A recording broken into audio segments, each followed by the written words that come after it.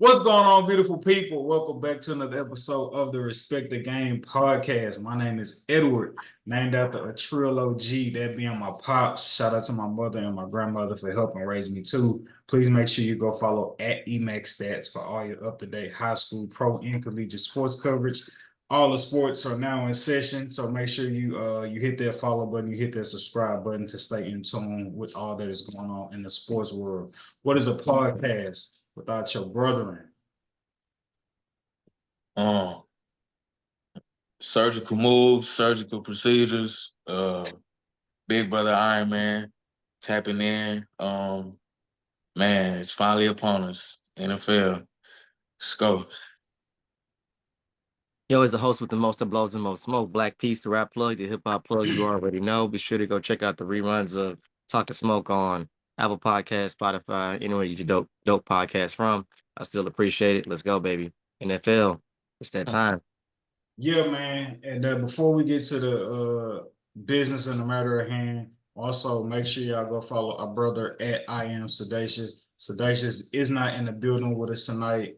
Experienced the unfortunate death of his uncle, who unfortunate death, like we said. Also, keep Sedacious and his family lifted in your prayers. Like we always say on this podcast, there's two deaths that you experience: your physical death, and then the second death when the last time your name is said upon this earth. Though Uncle Leon has encountered the physical death, may his name continue to live on. And we're going to dedicate this podcast, this episode to Uncle Leon, and respect and keeping our brother Sedacious in our hearts. Uncle Leon, you were a truly funny man. You had me laughing every time I encountered you when I was young coming up. And I just really and truly want to say, Uncle Leon, while you up there, if you really and truly fucking with us, you really and truly fucking with Sedacious, you're going to bless these picks that we about to cook up on this episode tonight. Let's get to it, man. Let's get to it. I thought he was going to say, bless us and give us a podcast deal. This nigga said, bless the picks. I need that, though. If you want to let these couple 6 picks I got out here just ride. While you're getting situated, Uncle Leon, I ain't going to sprinkle a little something. Yeah, if you did. Open up a little slither of heaven. Sprinkle me, man. But nah, man. Long live Uncle Leon, man. Long live Uncle Leon, man. But yo, man, as promised, last week we did all of our NFL previews and our picks and so on and so forth. So definitely go back, check out those clips, check out those episodes. Check out that episode to get all of our predictions and our takes for all the stories and the narratives going on in the NFL this upcoming season. Super Bowl picks, Texans, of course. But as promised, this particular episode is going to be dedicated to the beginning of a great partnership that y'all have, not with Just Respect the Game podcast, but none other than ShineHard Izzo, as he begins to build your bankroll for this upcoming Christmas. And yeah, man, we got a month and some change, and the NBA is like late October.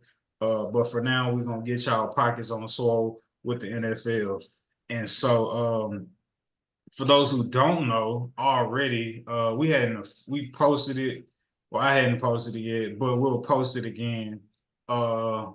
The first pick that we're gonna open up the gate on for y'all with is none other than it's gonna be an NFL season pick of Garrett Wilson over. I don't know why I can't find it on the board right now. But here we go. Garrett Wilson, NFL season pick over 1,149 receiving yards. You can book that. Got bumped. Oh, that got bumped? I think it was at 1147. I want to say they might have been. I made that graphic. They definitely watching, paying attention. No. It's still the same. Okay. Yeah. I want to say this though. We understand that you cannot just play one prop, as prize picks will not allow that. So you gotta pair it with something. So My pair for that, and I'm gonna be completely honest with you, I have not did a ton of research behind this, but I think this one is a no-brainer. If you just look at the sheer uh probability and possibility of the play. But I think a great pair for that sounds crazy, but Josh Allen under 12 and a half interceptions. I love that because with Joe Brady as a new offensive coordinator and him having a new philosophy on ball control and being able to game plan and just the type of offense he wants to run, it's very run heavy and run dominant. As you saw James Cook come on as a Pro Bowler, over 1,000-yard rusher. I look for that trend to continue in that back half of the season. I think Josh Allen's interception to touchdown ratio was probably some of the lowest it's been in his career. You can fact check me on that.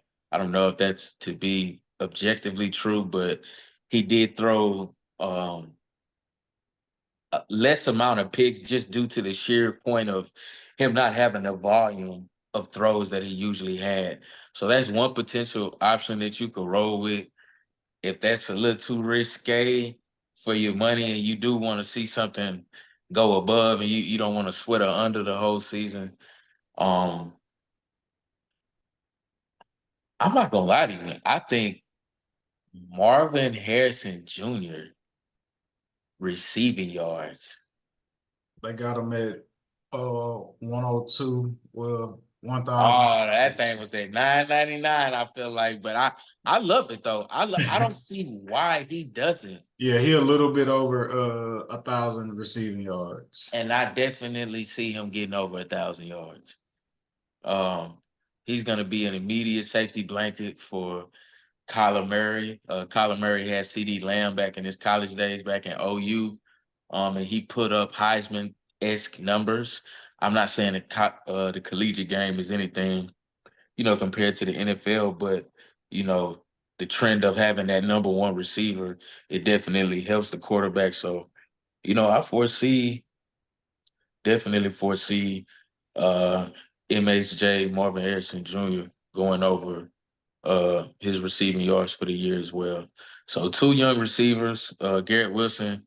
I'll say this: if Garrett Wilson can go over 1,000 yards with nobody throwing him the ball, predominantly Zach Wilson and Trevor Siemian, riddled with the other couple of nobodies, and he make it over 1,000 yards his first couple of years, man, I love Marvin Harrison Jr.'s chances doing that with Kyler Murray. So look for Kyler Murray to have a pretty strong year too, and then they also have a really good tight end in Trey McBride. Um, if you don't have him on your fantasy roster, I actually do. I auto drafted him last night due to somebody that's in this podcast bubble and talk bubble right now that we're in, because he decided that he wanted to push the draft back as late as he possibly could because he knew people wasn't gonna be up. So hey, Of course. what they say, what the devil meant for evil, God turn it around for good. Hey man, it'd be a shame if I I just took the notified the whole group thing chat, this guys. year. I notified the group chat. I don't know what to tell you. God Wow. bless you. Sorry. If that's how you sleep at night, man. That's your business. But anyway, man, those are my two optional plays if you want to run Garrett Wilson. Garrett Wilson should soar over that. I foresee him having a Devontae Adams-esque season. He'll lead the team in targets easily. If Aaron Rodgers is any remnant of his old self, Garrett Wilson soars over this line, talking about at least 1,200 yards. Yeah. And Marvin Harrison Jr. definitely. I foresee him maybe 1050, 1,100 right out the gate. He should be an immediate impact player. Huge contribution on the way. Right on. Okay. I like it. Marvin Harrison over. and Garrett Wilson over. And like you say, I think the key component to that Garrett Wilson is just like if he could get over 1,000 with no Hall of Fame quarterback, what do Come you on. expect him to do with a Hall of Fame quarterback? Aaron Rodgers is gonna give him that treatment. I'm telling you. Uh, so here's a question I want to give you, and I want to know if you think I'm being overly pessimistic with sometimes my Mark Callaway-esque thinking. Um, and so let me pull up his prop real quick. Mark Callaway.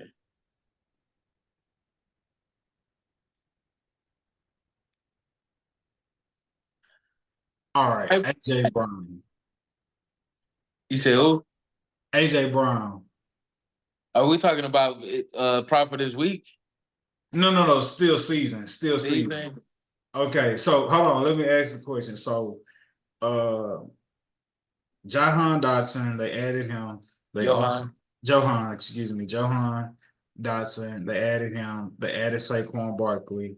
Um, and you still have Devontae, and you got your receiving core, right? Um, they have AJ Brown at 1,250 yards. I'm thinking as a season prop, I think personally, this isn't a guaranteed over. And the reason I say that is because of one, all of the weapons, all of the passing weapons that Jalen Hurts has to his disposal. One, two, you add in Jalen Hurts' ability to also use his legs and not necessarily have to depend on his throwing capability. And then three, you look at the major acquisition of Saquon Barkley, where obviously you didn't get Saquon Barkley to necessarily still try to have a premium air raid offense. All of those factors combined, I can't guarantee to say he going under, but I think it's a sweat for the over as it relates to AJ Brown getting over 1,250 receiving yards throughout the season. What are your thoughts on that prop? Honestly, I think that's some fair analysis because Jalen Hurts gonna have the ability to spread the wealth out between Devontae Smith and with the late addition of Johan Dotson from the Redskins. But the caveat and to play devil's advocate to that, I'd say go look at the season Dallas had as an offense when Kellen Moore was their offensive coordinator. They had the number one offense in the league.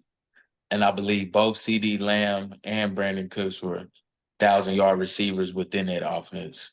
So I think it's highly plausible if we think Jalen Hurts is on the level or better than Dak Prescott. Seeing that he actually led his team to a Super Bowl, I am going to take a leap and say Jalen Hurts is better than Dak Prescott. He has a higher ceiling than Dak It sound like you Prescott. said. It sound like you said Dak Prescott. Yeah, breasts and shit. He made me breast because he definitely made me ass. But nah, bro, like I definitely think in that Kellen Moore offense, it's gonna unlock Saquon. It's just gonna be so many threats across the field. You're not gonna be able to load up the box. You're not gonna be able to double AJ Brown. So he's gonna get more one-on-one opportunities with a light box. He's not gonna be doubled as much. So I still look for him to eat. Like, I don't think does he have 1,500 yards? Probably not, right? But does that still not mean he can't have 89 catches with 1,200 yards? You know what I'm saying? Like, I still think that's a possibility. Like, I can foresee him having an 89 catch season with 1,200 yards, and I think he'd be satisfied with that, especially with the amount of talent on that team, especially if that means they're winning or they come out of the NFC, which is something I think they actually could do if that defense is any type of improved. But I think it definitely will be under Vic Fangio. I believe it's a new DC there, but um, definitely could be a sweat on the greening of that. But I definitely see a world where that still happens.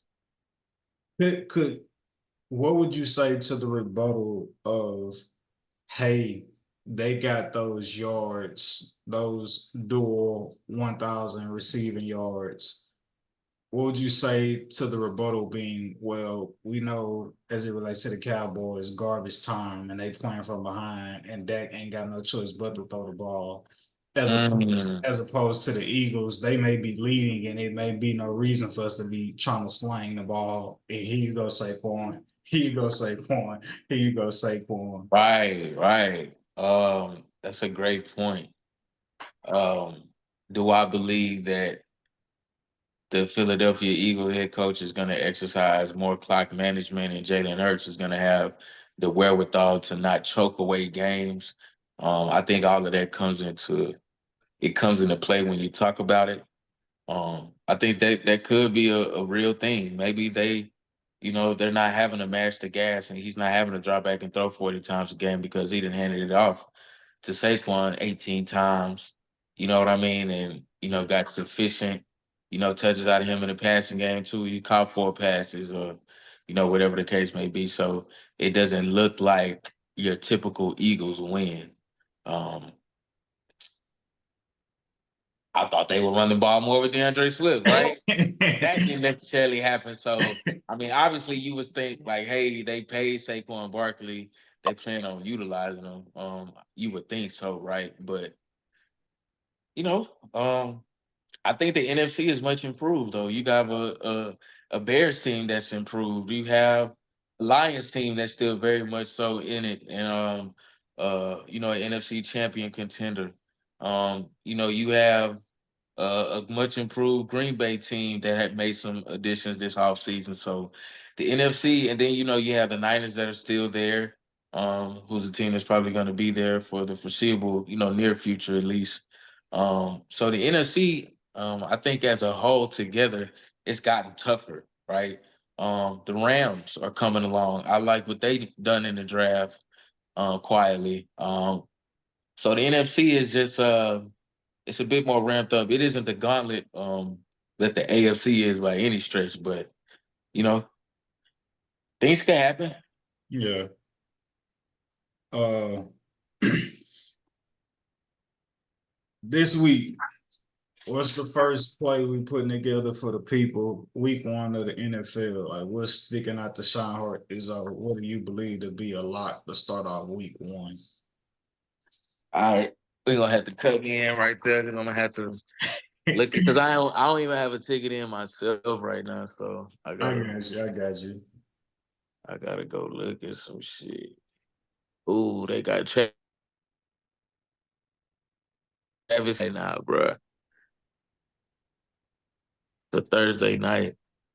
Um,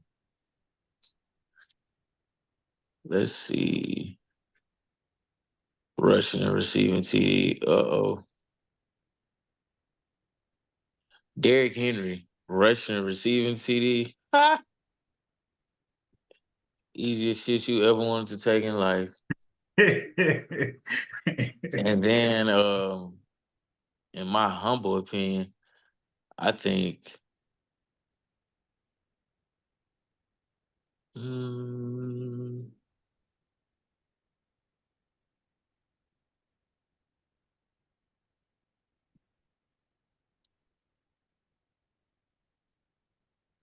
and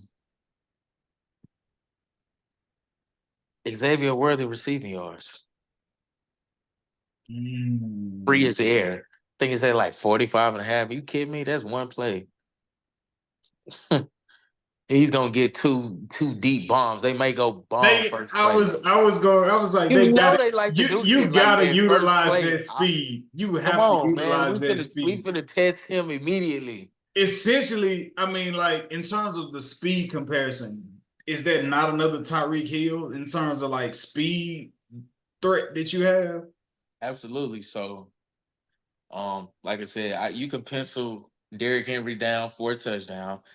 I definitely think they prove a point. Like, hey, this is what we would have did if we had Derrick Henry when we played y'all. We finna run the fucking ball, Patrick right? Mahomes, So get comfortable on the sideline over there. yeah, get comfortable. He scores, and then because he scores, and Patrick Mahomes, he has to go and put up points.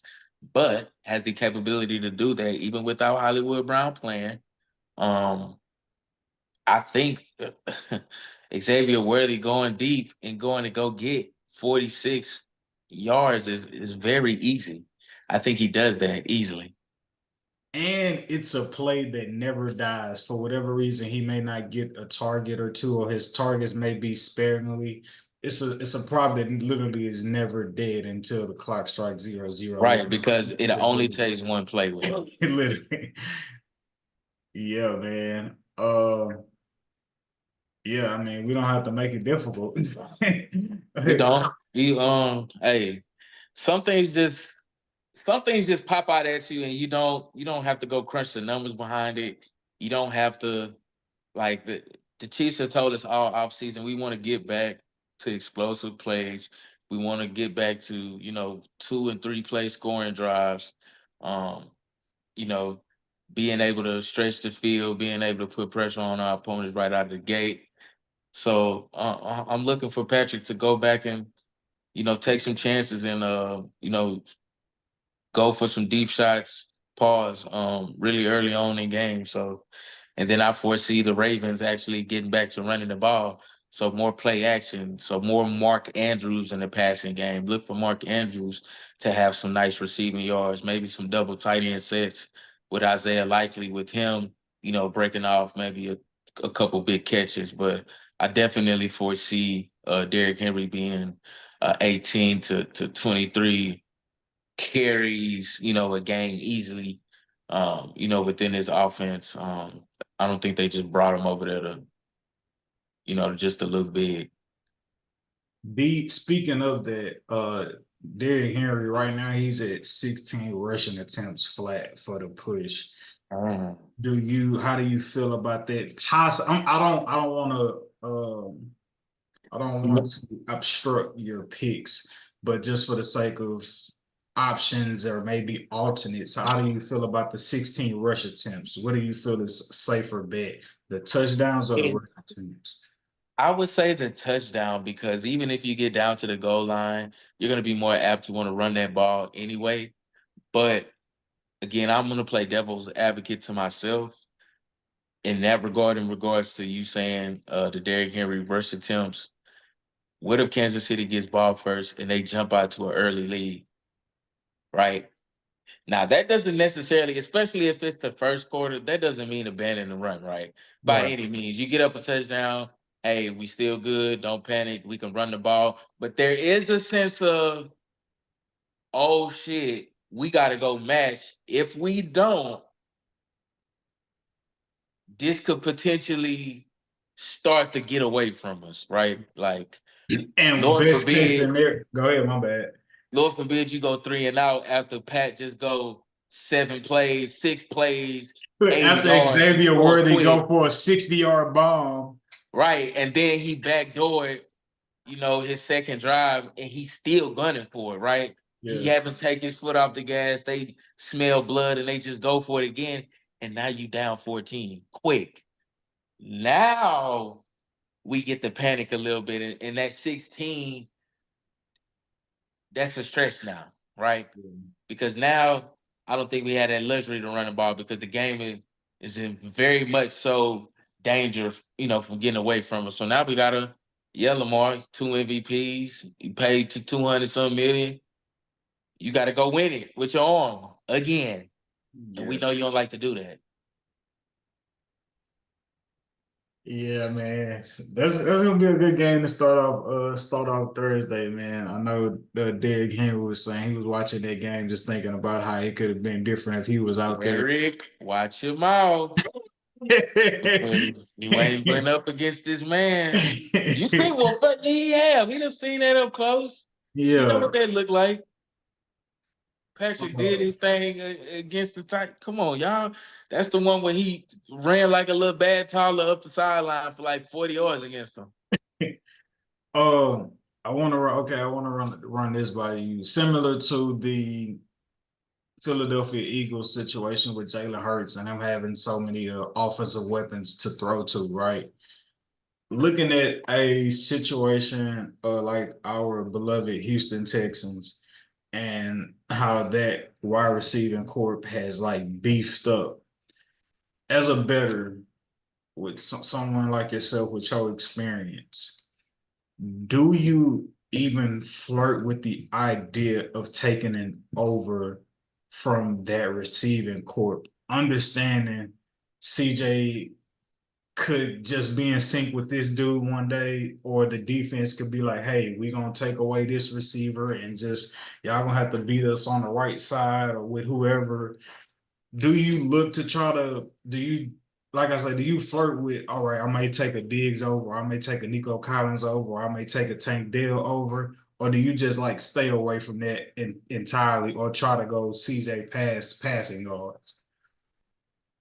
Definitely more apt to go CJ passing yards, but a target I don't think you could go wrong with is Tank Dell, being that he's CJ's best friend, as so proclaimed by both of them. They hang out the most on the team. So when you got that going, with that quarterback receiver relationship, the relationship off the field definitely carries on onto the field. So, you can almost bet that Tank is going to get a hefty share of targets, even with the dynamics of the team, right? Diggs demands so much attention. Nico just went for, a crazy career year, this past season. So Yeah. you got to account for these guys, and that's going to leave one-on-one across the board for a couple guys. And I love our guys one-on-one against probably anybody. Your second, third best corner against Tank Dell, or you got your slot guy against Tank Dell, man, bro, good fucking luck. Don't Like, let the personnel be off and you got a linebacker out there. oh yeah, cook food, mouse in the house, alert, alert. Um, but yeah, man, it's scary. So I definitely would lean more CJ in those situations and not really key in on a receiver. But if I had to key in and pick one, you know, um, I think I don't think there's a world where you probably can go wrong with Tank. Um, maybe some, depending on the matchup, maybe some first half fantasy, looking for some quick hitting action. Maybe you don't go targets, but maybe you go receiving yards, not necessarily receptions or targets, so to speak. But he can do damage after the catch. He's a big yak guy, yards after catch. So that's somebody I probably would lean towards if I did have to go one specific receiver.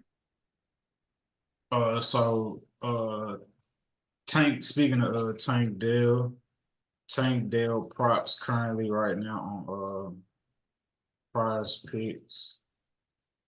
They got Tank Dell at 50 receiving yards, 51 and a half receiving yards. Is one prop. The other prop they have up right now is 4 receptions. And then he has a heathen square for rushing plus receiving anytime touchdown, essentially. Yeah, that anytime touchdown shit is looking free. I ain't gonna lie, but I mean, we go up against who we go up against first game? The Colts. Oh Yeah. yeah. Hey, yeah. I love that. I love that. I love that. Y'all want to be have some fun out there. I wouldn't put my last on it, but it's definitely a prop. I wouldn't mind playing at all. Very, in my opinion, low risk, high reward. If you don't get it, hey, what the hell? It's okay. But as you can see, you know, Tank definitely looks back. Yeah. In his first, those 11 games, he had 7 touchdowns, over 700 yards, well on his way to Yeah. over 1,000 and a double-digit touchdown year. So you're talking about career year for a rookie guy, smaller guy out of the slot. Man, you know, Tank Dell, 75 targets, 47 receptions, and 709 receiving yards, and had 7 touchdowns last year. Um, like you say, well on his way. Diggs, like I say, Tank is at 51 and a half. receiving yards. You got Diggs at 59.5 receiving yards, 5 receptions, and also anytime touchdown. And what is it, Nico, he had 67.5 receiving yards with 5 receptions and an anytime touchdown. And I was reading this article yesterday just talking about fantasy and trying to like people obviously trying to split hairs and determine like where should I go? Should I go Tank? Should I go Nico? Should I go Diggs? And the article is basically saying and trying to figure that out, it would appear to be favorable. I guess outside of the slot, that being Tank, if you was trying to pick between Nico and Diggs, it would appear to be more advantageous to go with a guy who already has chemistry and who has already been in the offense and Nico Collins, as opposed to somebody trying to come in and learn and develop chemistry that they don't currently already have in the game with somebody like Diggs. So that's just something to think about. But nonetheless, we gave you the sauce with taking Tank Dell to kill all that noise. So Nathaniel? Oh yeah, my man said he was definitely looking to legally change his name this year to officially have it as Tank. Says he don't like the name Nathaniel. His mom knows it already. Yeah, fun fact. You on mute. He knew that. Is there we can book Derrick Henry, we can book Xavier Worthy as the official locks. Those gonna be your money makers. Feel free to just pair them together by themselves, or feel free to pair them with any other picks you got out there. We gave you Tank Dell as an option. Only because I know the sauce and the favor that you have in a 4 pick. Is there any other possible play out there that you like? We won't hold you hostage to it. We had the 2 locks, but just for those who out there who are like yourself and they want to go for the Wendy's 4 for 4, is there any other play out there that just piques your interest? We'll just say that. Or matchup. You may not even a pick, but it's just a matchup that you think is favorable out there to start off week 1. Let's see. He's going back to the lab, ladies and gentlemen. You're getting this for free as of now. Man, bro, I really think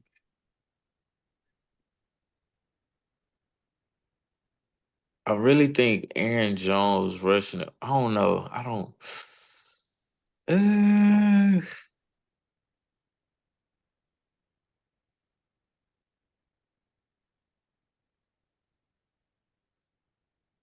Somebody's rushing receiver looks awful good. Oh, Brees Hall, what are you gonna do, man? This dude's so good.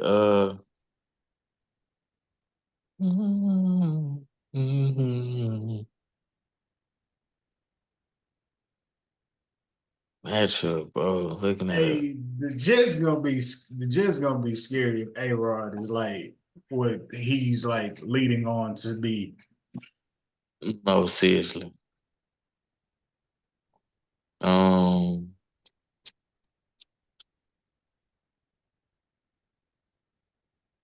who do they play? The Jets. The Jets week 1, they play San Fran.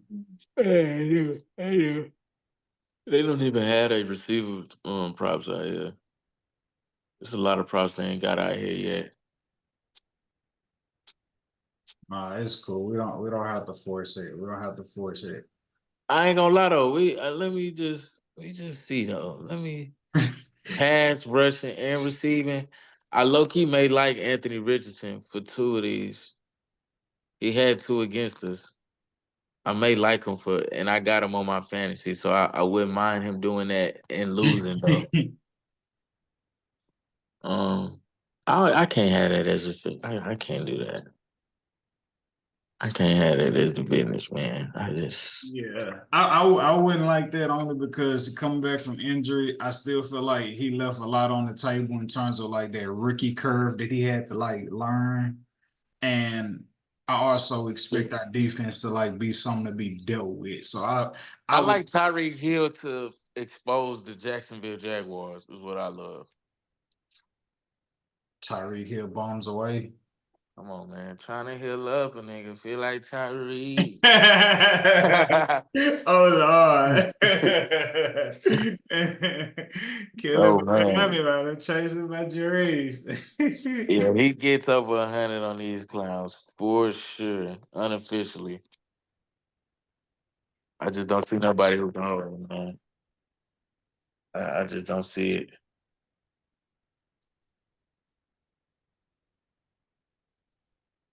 Also, you got Tyreek Hill going for the book.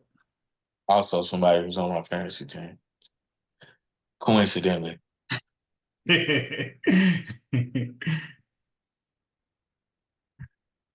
Wouldn't mind him going for 8 catches, 138 yards.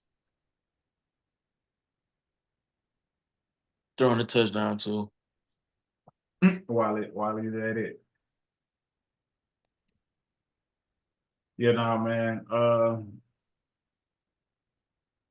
Yeah, no, this is gonna be a great year. It's gonna be a great year. Look forward to cashing in on these picks. I'm playing these picks personally, so don't think we just giving y'all picks that we not playing. But we're gonna cash. Derrick Henry touchdowns, Xavier Worthy receiving yards. You can book it and like I say, start building that bankroll for Christmas. And it's really gonna be scary hours once the NBA gets started. But yeah, this episode is dedicated to ShineHard, Izzo's surgical picks, NFL Week 1. We look to start the season off 2-0 with our official picks. And if well, not even if, when you start making money from listening to this podcast, when you start making money from following telling ShineHard Izzo's picks, just let us know in the comments. You know what I mean? Let us know in the comments. Make sure you hit subscribe, like, and just show love. And tell a friend, and tell a friend, and tell a friend that Respect the Game podcast got y'all paid. Courtesy of ShineHard Izzo's surgical picks. That is what you call a great episode, ladies and gentlemen. We love you, beautiful people. Don't take y'all listening to us for granted. Again, long live Uncle Leon, and make sure you keep our brother Sedacious, Sean Hall, and keep us all in your prayers. Pray for me too. But yeah, keep our brother Sedacious and his family in your prayers. Love you, beautiful people, and we will see you next week.